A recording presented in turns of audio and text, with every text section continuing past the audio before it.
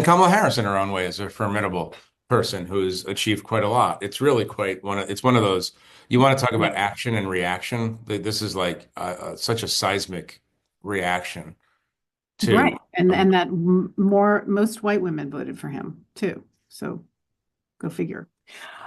So that then sets up the where do they go from here question. What Kamala Harris looked like she wanted to cry at the inauguration. So what happens to this can you party? imagine how horrible it is to sit there and have Oh, people like yeah. take a dump on your head?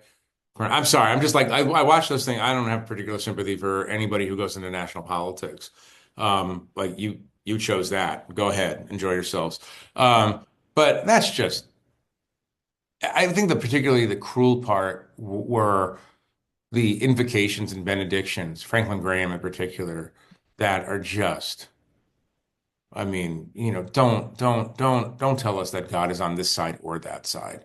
As Lincoln said, it's the question is not whether God, it's whether we're on God's side. That's the question. It's not whether God is on our side. Anyway, that was, and what, I mean, good for Kamala Harris for sitting there.